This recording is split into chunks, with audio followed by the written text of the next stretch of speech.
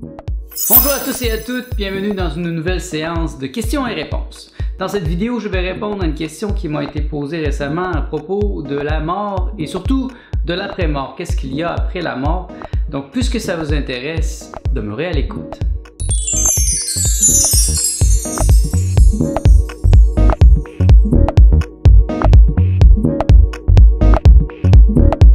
Mon nom est Nicolas Lehoux, bienvenue dans l'univers jovial de Nicolas. Dans toutes les vidéos que je mets sur ma chaîne YouTube, je vous propose un programme pour un nouvel univers. Car une nouvelle ère nécessite une pensée nouvelle. Voici la question qui m'a été posée récemment. Comment se fait-il que si on croit à une possibilité après la mort, celle-ci va se manifester? J'ai déjà abordé ce type de sujet dans plusieurs vidéos et je comprends que tu me poses cette question. J'ai souvent répété que la réincarnation est la loi de ceux qui y croient et que moi je n'y crois pas, donc je ne vais pas me réincarner.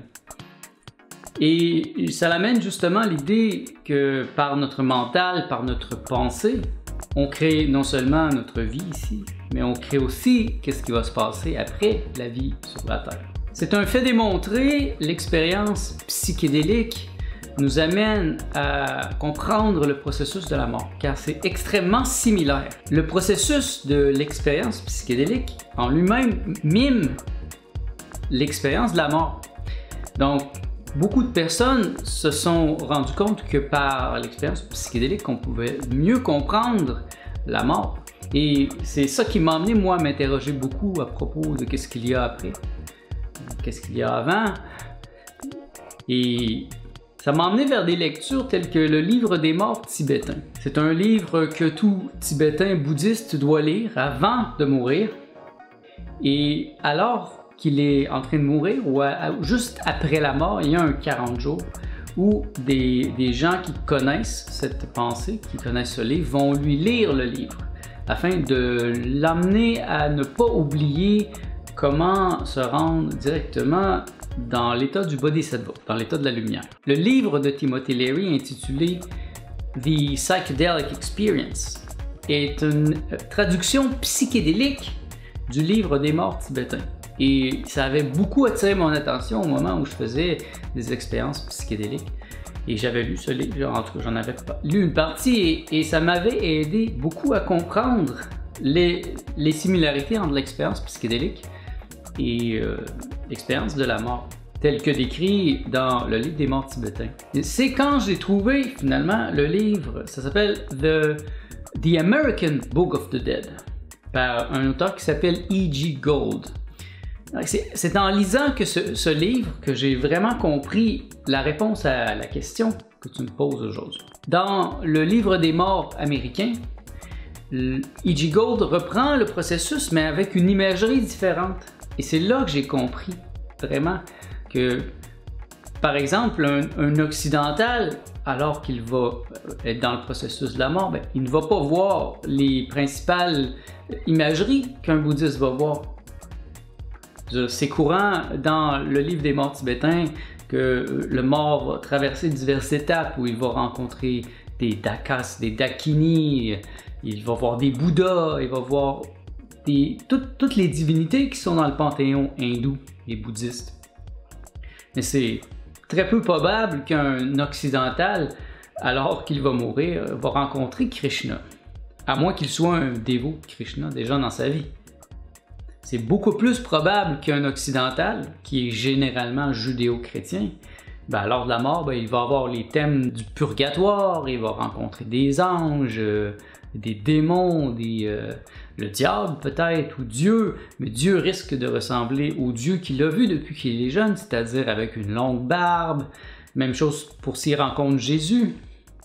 Le Jésus qu'on nous démontre dans les sculptures a une barbe, et bien c'est fort probable que le Jésus qu'on va rencontrer après ressemble beaucoup à celui qu'on a vu dans nos imageries. Et tout cela m'a justement amené à réfléchir sur l'imagerie et à quel point on amène avec nous un bagage lors de la transition.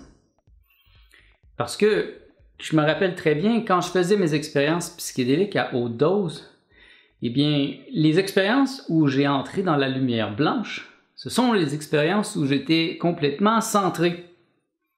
Par exemple, j'avais fait près d'une heure de méditation avant. J'avais fait aussi un exercice d'ouverture des chakras juste avant et pendant le départ de l'expérience psychédélique. Et donc, j'étais totalement centré. Et quand ça partait, un peu comme une fusée, ça allait directement dans la lumière blanche, sans interférence. Par contre, si j'étais un peu perturbé ou si je pensais à d'autres choses, eh bien non, je ne montais pas dans la lumière blanche. Et là, je pouvais bifurquer dans divers types d'expériences avec des imageries. J'ai pas vraiment eu des expériences négatives, personnellement, mais une expérience négative aurait pu arriver si j'étais dans un mauvais état d'esprit ou je pensais à quelque chose de négatif. Et là, ça amplifie. Donc, l'expérience psychédélique amplifie tout simplement ce qui est déjà là. Et c'est la même chose lors de la mort. S'il y a un sentiment de culpabilité, eh bien, c'est pas probable que la personne va revenir. Et il faut réfléchir à ça, comment on se sent présentement, et c'est quoi la gestion de nos sentiments, de nos émotions, pour que le jour de la transition, on soit totalement aligné et en harmonie. Un exemple intéressant, c'est les existentialistes. Un existentialiste pur et dur et matérialiste. Il va croire au néant, c'est-à-dire qu'il n'y a rien avant, il n'y a rien après. Il n'y a que la vie ici. Le corps ici, c'est la seule chose qui existe. Et la conscience est simplement un effet provoqué par le cerveau physique. Et un bon exemple, c'est justement Jean-Paul Sartre, qui était l'existentialiste pur et dur. Et quand il est mort, eh bien, pour sa compagne, Simone de Beauvoir, il n'existait plus. Il était dans la boîte et c'est tout. Il n'y avait pas ces aspects que moi je peux sentir avec la médiumnité et la sensibilité à l'invisible, ces choses-là. Et donc, si toute sa vie, Sartre s'est préparé à ce qu'il n'y ait rien, mais comment peut-il y avoir quelque chose pour lui après? Même s'il y avait quelque chose, par exemple, même si Sartre, après sa mort, rencontrait Jésus, eh bien, il ne le verrait même pas. Il en nierait son existence parce que toute sa vie, il l'a nié. Et pour lui, il n'y a rien. Et donc, après, il entre dans ce néant. Et il en est ainsi que si tu crois à la réincarnation, que c'est fort probable qu'à la fin de ta vie, bien, tu vas te réincarner parce que tu vas amener avec toi des idées, par exemple, de karma. Tu vas dire, oh, je mérite pas d'entrer dans la lumière, d'être le Dieu, la conscience absolue. Non, je dois revenir. Et là, ce sont ces processus mentaux qui vont te faire revenir dans le monde et qui vont te faire ricocher d'une certaine manière.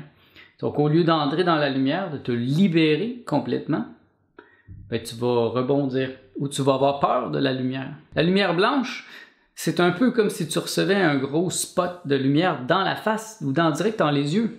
Ou par exemple, le soleil, à un moment où c'est très, très brillant l'été. Ça fait mal aux yeux et tu vas peut-être même regarder à côté, tu ne seras pas capable de regarder le soleil. Eh bien, cette expérience de lumière blanche ressemble à ça.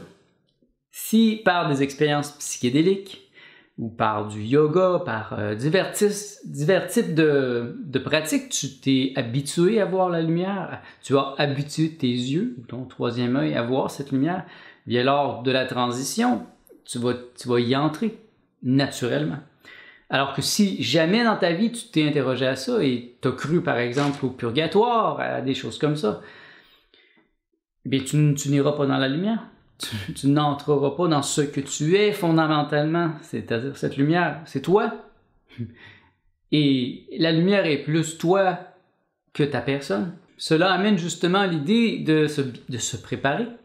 C'est important de te préparer à la mort ou à la transition, parce que je pense qu'après, de toute façon, tu es déjà rendu. Mais c'est la transition qui est très, très importante. Le moment où tu transites entre les deux niveaux de conscience ou les deux états d'être que ça implique. Par exemple, quelqu'un qui veut aller faire du hiking en haute montagne, s'il ne s'est pas bien préparé à ce voyage, ça pourrait mettre sa vie en danger Il lui suffit d'oublier d'emmener des allumettes, par exemple, pour ne pas pouvoir se faire du feu et de mourir de froid. Et il en est ainsi de ce grand voyage aussi, qui est décrit dans toutes les cultures. Et si justement tu étudies la mort, le processus de la mort dans toutes les cultures, mais tu vas voir qu'il y a toujours une imagerie qui est très spécifique à la culture, à l'époque, à la région dans laquelle ils sont. Et ça t'amène justement à réfléchir sur c'est quoi le processus, c'est comment tu peux avoir un processus qui te ressemble. Un autre exemple très intéressant est encore pris du film La Matrice. Quand Neo est sorti, et là, il est prêt là, à re-rentrer dans la machine, il doit passer premièrement par un programme, un sous-programme qui est fermé. Alors, il y entre avec Morpheus, et là, Morpheus lui fait voir que bon, au début, c'est tout blanc. Et là, il essaie de se battre, et au début, il n'arrive pas à faire parce qu'il a encore le mental qui a été imposé dans sa réalité, la réalité de la matrice. Mais quand il commence à comprendre, soudain, là, il peut faire des choses extraordinaires. Il peut presque voler, même à la fin, il finit par voler dans la fin de la série. Et ça, c'est parce qu'il s'est déprogrammé et il a remis des nouveaux programmes qui lui permettent de faire ces choses-là. Et c'est la même chose ici, dans le monde physique et dans le monde supraconscient. On a beaucoup de programmes qui nous empêchent de faire des choses. Il m'est arrivé à quelques reprises de faire des rêves lucides et je voulais voler. Donc je tentais de m'élancer pour voler, mais ça levait pas. Parce que mon mental était programmé au fait que c'est impossible de voler. Pourtant, il m'est arrivé souvent de voler dans d'autres rêves lucides. Des moments où j'avais pas ce mental qui m'empêchait, eh bien, je m'envolais et là, je pouvais voler des heures et c'était incroyable. Et donc, l'aspect du mental est très, très important. Et surtout chez les hommes, où on est généralement beaucoup plus rationnel, ça nous empêche de voir ces choses-là. Et peut-être même, ça nous emprisonne encore plus lors de la transition. Si je reviens à ta question, comment se fait-il que si on croit à une possibilité après la mort, celle-ci va se manifester? Bien, c'est intéressant de réfléchir à propos du film Le Secret, le documentaire Le Secret. Si tu ne l'as pas vu, je te le conseille. C'est une version américaine très matérialiste, mais le principe est là. Dans Le Secret, ça nous amène à réfléchir sur le fait que ce à quoi on pense se manifeste. Donc, si quelqu'un veut une bicyclette rouge et qui pense toujours et qui va la découper dans le journal et va la mettre sur son frigidaire, ben c'est fort possible qu'il va la recevoir en cadeau, elle va arriver dans sa vie. Il en est de même pour un emploi, il en est de même de plein de choses. Et moi, je vais plus loin. Il en est de même de tes pensées. Ce à quoi tu penses, ce à quoi tu crois se produit dans ta vie. Tu as certainement plusieurs exemples de ça déjà qui t'ont été démontrés. D'ailleurs, il avait été posé cette question à Henry Ford. Comment faites-vous, monsieur, pour être si riche? Et il avait répondu en y pensant toujours. Donc, fais attention à tes pensées, examine-les parce que ce à quoi tu penses, ce à quoi tu crois, eh bien, c'est sûr que ça va se manifester dans ta vie et bien sûr dans ta mort. Parce qu'il n'y a pas vraiment de différence entre la vie et la mort. C'est une illusion que bien des gens ont à propos de la mort. Ils croient que c'est quelque chose d'autre. Mais en fait, tu ne seras pas différent après que tu es avant. Et ça, c'est important de le croire. Parce que si tu es malheureux maintenant, ben, ça ne va pas être très différent après. Si tu es en état d'éveil maintenant, eh bien, ça va être la même chose après. Et on peut le voir quand on est médium.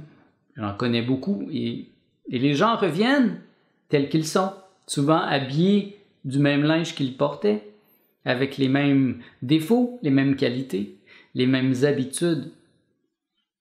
Et l'important, c'est de sortir de ces habitudes, justement, de te reprogrammer en profondeur et de casser les programmes au maximum pour que quand tu vas faire la transition, tu sois libre, en fait. Suite à ma compréhension de ça, moi, je me suis évidemment concentré sur mes pensées. Je porte une très grande attention à mes pensées, à ce que je crois. Par exemple, si je suis fâché, eh bien, rapidement, je trouve le moyen de dissiper cette colère. Puis ça m'arrive, mais je la garde pas en moi, parce que je sais que ça va se retourner contre moi. Que si j'haïs quelqu'un, si je suis fâché contre quelqu'un, et je marche dans la rue, eh bien ma vibration risque d'irriter les gens. Il peut y avoir une personne qui va être tellement irritée qu'il va venir me casser la gueule, sans raison, autre que la vibration que j'émets. Donc moi, mon truc, c'est d'écrire quand j'ai une émotion très, très forte, surtout quand c'est de la colère. Eh bien, je sors mon crayon, je sors mon journal et j'écris. J'écris mes sentiments, mes émotions. Et généralement, ça me fait prendre une distance. Et ça m'aide à ne pas me sentir concerné. Et surtout, ça la fait sortir de moi. Et ça empêche cette vibration de se manifester dans ma vie par des accidents, des gens fâchés aussi. Et ça m'a souvent aidé. Il y a des moments où j'avais vraiment peur. Il y a eu des situations où j'avais peur. Et au lieu d'avoir peur, de trembler, eh bien, je bénissais. Je bénissais l'harmonie au cœur de moi-même et je me suis sorti de certaines situations qui étaient complètement incroyables. Que si j'avais eu peur, bien, j'aurais tout cassé. Et un peu comme un exemple de quelqu'un qui est un funambule, qui est sur un fil. Tout va bien s'il est en harmonie, s'il est en paix. Mais du moment où il va avoir peur, où il va commencer à douter, et bien là, il va commencer à shaker et il pourrait tomber et se blesser ou se tuer. Un principe important du jovialisme est un être n'a que ce qui lui ressemble. D'ailleurs, dans la vidéo précédente, j'ai montré une série de 12 peintures que j'ai fait justement sur le sujet et qui m'a aidé à m'éveiller. Et ça, je l'applique dans ma vie et à un certain point, je l'avais écrit sur mon mur. Un être n'a que ce qui lui ressemble. Donc, ça te ressemble tout ce qu'il y a dans ta vie. Tes parents, ta maison, ta chambre, ce que tu manges et ta mort va te ressembler. Et ça soulève justement des réflexions profondes. Qu'est-ce qui te ressemble? Est-ce que tes parents te ressemblent? Et si tu trouves qu'ils ne te ressemblent pas, bien, qu'est-ce que tu fais? À les côtoyer à tous les jours. Personnellement, dans ma famille, je suis un de ceux qui ont fait un saut quantique. Je trouve que ma famille ne me ressemble pas. Bien sûr, nous avons quelques petites ressemblances, mais sur le fond, nous n'avons pas du tout les mêmes croyances. Et pourtant, mes sœurs ressemblent beaucoup à mes parents. Ils mangent presque la même chose, ils vivent de la même manière, ils ont les mêmes pensées. Mais ils n'ont pas examiné leurs pensées au point où moi je l'ai fait. Et mes sœurs côtoient mes parents tous les jours. Et mes sœurs ont des enfants, donc les enfants côtoient mes parents. Et tous ces gens se ressemblent. Mais moi, je ne les vois pas très souvent, quelques fois par année. Parce que je ne trouve pas qu'ils me ressemblent dans mes fondements les plus profonds. Je les aime, c'est ma famille. Mais j'ai compris aussi que c'est important de mettre dans ma vie des gens qui me ressemblent. Des gens qui me ressemblent vraiment. Là. Pas des gens qui sont là parce que j'ai besoin d'eux, parce que j'ai besoin de compagnie. À tout prendre, je préfère être seul que d'être mal entouré. Pourquoi je dis ça? C'est que c'est important. Si on en revient à ta question, lors de la transition, imagine que toi, tu crois que tu veux entrer dans la lumière, un peu comme moi, que tu veux te libérer de tous les programmes. Et là, tu es en train de mourir. Et là, tu as ta famille, des gens qui t'aiment, qui eux sont par exemple des chrétiens, des judéo-chrétiens, et puis là, eux autres sont dans le péché originel, sont dans la dépendance. Et là, tu es en train de mourir. Et là, ils crient à côté de toi, ils pleurent, ils disent « Non, ne pars pas, on a besoin de toi, qu'est-ce que t'es, espèce de salaud, pars pas, c'est pas le temps. » Qu'est-ce que tu penses qui va t'arriver? Ça va te troubler. Parce que même si ton corps est mort, ton corps physique est mort, ta conscience est encore là. Il y a encore ton corps subtil qui a une vie propre et qui écoute, qui est là. Beaucoup de gens ont parlé du processus de la mort, qu'ils sont sortis de leur corps et qu'ils voyaient leur famille. Bien, c'est ça, tu es là avec eux. Et donc, si tu as mis dans ta vie des gens qui vont te brimer lors de la mort, et ils t'ont probablement brimé toute ta vie, mais ça va t'empêcher de te libérer, de faire le processus tel que tu le désires. Et c'est un peu ça le livre des morts tibétains. C'est-à-dire que lorsqu'un Tibétain meurt, eh bien, il y a quelqu'un avec lui qui va lui lire à chaque jour une partie du livre pour lui rappeler qu'est-ce qu'il doit faire et qu'est-ce qu'il ne doit pas faire. Et que s'il n'a pas réussi à la première fois à entrer dans la lumière, bien, il y a une deuxième chance de faire telle chose. Et si cette deuxième chance ne fonctionne pas, il y a une autre chance, et ainsi de suite, jusqu'à temps que la personne soit va faire le passage, ou soit elle va revenir. Tu comprends, c'est fondamental que lorsque je vais faire la transition, que j'ai des gens autour de moi qui vont m'aider à faire et la transition exactement comme je le veux. Je vais les avoir préparés. Je vais les avoir parlé de mes croyances. Je ne vais pas empêcher les gens qui m'aiment de venir, par exemple, mais je vais mettre vraiment des gens qui vont être avec moi le plus intimement possible pour qu'ils m'aident à faire la transition, pour pas qu'ils me ramènent ici comme un slingshot, et je suis revenu et puis là il est trop tard. Tu comprends maintenant pourquoi c'est important de penser et de bien penser à ta transition, à ta mort, qu'est-ce qu'il y a avant, qu'est-ce qu'il y a après, à te l'imaginer, à le créer. Tu peux créer ta réalité autant dans la vie que dans la mort. Donc, si en vérité c'est pas ça qui arrive après, ben au moins tu seras bien préparé. C'est mieux à mon avis que d'avoir cru à rien toute ta vie. Et puis là, tu arrives l'autre bord et tu n'es pas préparé et puis là tu n'es pas capable de reconnaître. Alors, c'est le contraire de si tu t'es très bien préparé et si tu es capable de mettre des virgules, des points, des espaces libres pour que tu sois capable d'improviser lors de la mort. Parce qu'il va arriver des choses, il va y avoir des événements, des pensées, des choses que tu n'avais pas du tout imaginées, dépendant de comment tu vas mourir. Eh bien, c'est possible que ça soit très différent si tu meurs dans un accident d'auto que si tu meurs de vieillesse, par exemple. Et donc, à mon avis, c'est quelque chose qui n'est pas bien fait aujourd'hui dans notre société. La préparation à la mort. La mort est un tabou. On ne voit pas vraiment les gens quand ils meurent. Je me rappelle, ma mère, elle m'a raconté que quand elle était jeune, eh bien, son grand-père est mort, eh bien, ils l'ont exposé dans la maison. Ils ont laissé le grand-père dans la maison pendant 3 jours. Et les gens sont venus le voir. Et ça permet, à mon avis, de faire la paix. Parce que tu es dans ton environnement, tu reconnais ton environnement, justement, et c'est plus facile de faire la transition. Alors qu'aujourd'hui, imagine, tu meurs, on t'emmène à l'hôpital, dès que tu es mort, on te met dans un frigidaire, après ça, on t'embaume et soit on te met dans la terre, ou soit qu'on te fait brûler. C'est ridicule, c'est vraiment ridicule.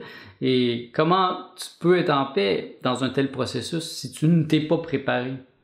Alors c'est important de te préparer à 100%, à 150%, pour que même quand ça va se produire, justement, si tu es perturbé par le fait que tu es dans un hôpital où il y a plein de morts, plein de vivants, plein de malades, plein de tout, et là, tu es en train d'essayer de faire la transition, et là, tu as la famille qui est là en plus qui pleure, et puis tu as d'autres entités qui sont là pour te vampiriser.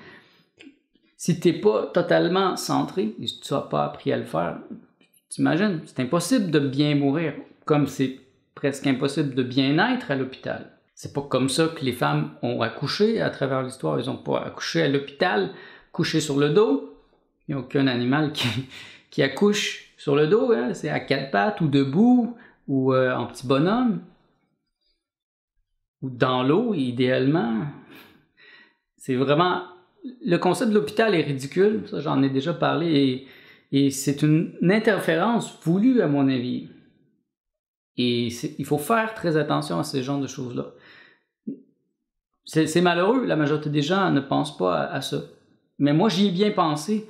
Et je souhaite que ma réflexion va t'aider et va aider beaucoup de gens à réfléchir déjà à ce sujet. Et pour moi, c'est pas important que j'aie nécessairement la bonne réponse pour toi, pour n'importe qui, parce que c'est toi qui vas te créer ta réalité. Et avec le temps, ben, tu vas pouvoir la façonner. Et par ce processus, ben, tu décides qu'est-ce qu'il y a maintenant dans ta vie et qu'est-ce qu'il y a après. Merci pour cette question. C'est une excellente question auquel j'ai beaucoup réfléchi, donc ça m'a fait plaisir d'y répondre. Et si vous avez d'autres questions qui ont attrait à ce sujet, je vous invite à me les poser.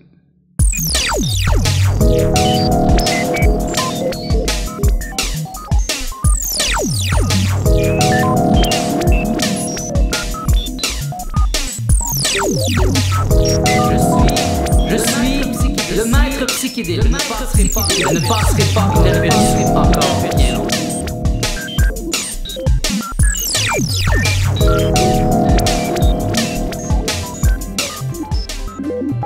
Mon nom est Nicolas Lehoux. Merci d'avoir été à l'écoute de ce nouvel épisode de l'univers jovial de Nicolas. Je vous invite à me donner un pouce afin d'aider d'autres gens à trouver cette vidéo. Je vous invite aussi à la partager sur vos réseaux sociaux si ça a répondu à une de vos interrogations. Ça pourrait peut-être aider d'autres gens à réfléchir à ce sujet. Je vous invite aussi à vous abonner à ma chaîne YouTube afin de recevoir les notifications à chaque semaine à propos des nouvelles vidéos que je vais y ajouter. Car en effet, chaque jeudi, j'ajoute une nouvelle vidéo sur ma chaîne YouTube. Merci d'avoir été à l'écoute. Je vous souhaite tout le bien que vous pensez de moi.